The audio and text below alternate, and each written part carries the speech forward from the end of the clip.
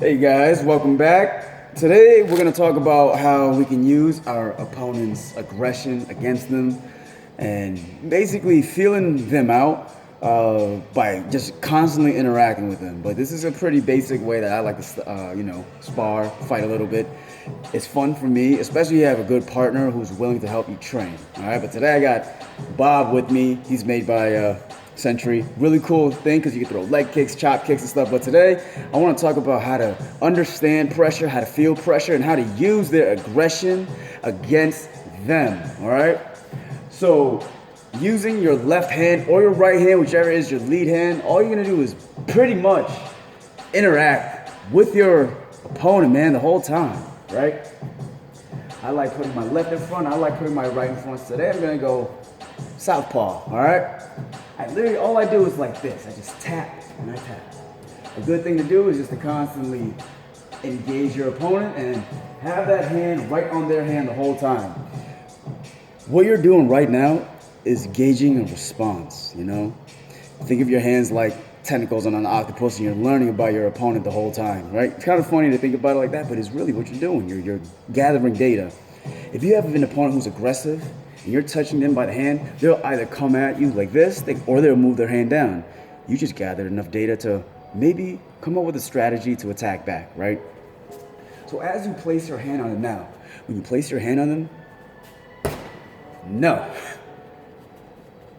If you have cats, to all the cat lovers out there, you realize what cats do. They paw, they touch, and they see if it's safe to continue on.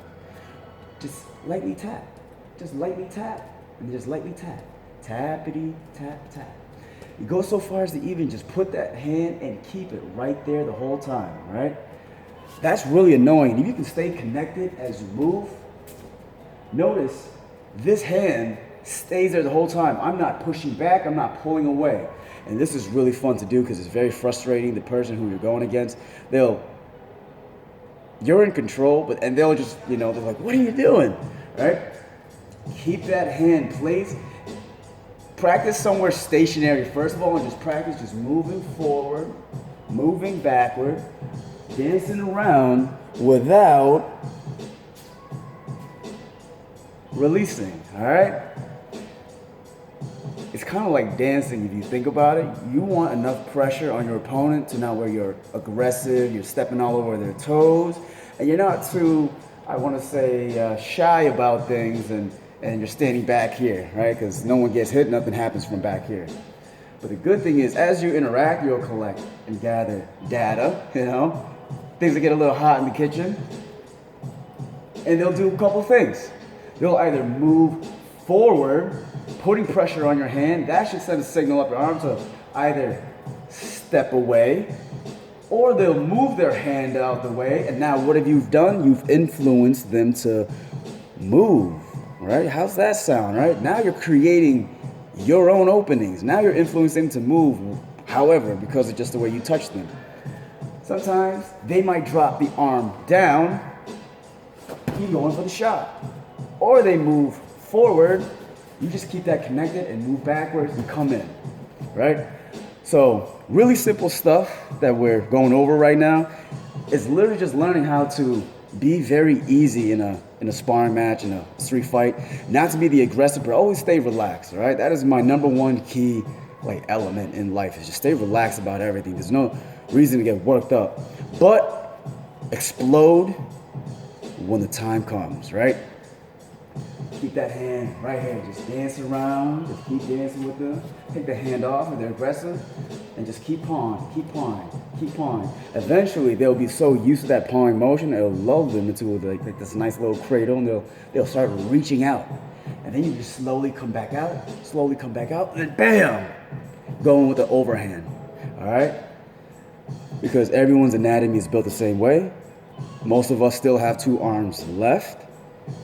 You take one away, you take one of their arms away as far as their defensive maneuvers, you open them up. Another thing I like to do, all right, this is tip 2, is basically touching both hands now, right?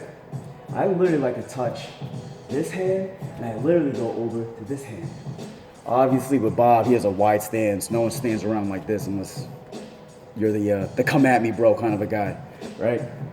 But here's why this works. they get used to you not doing nothing.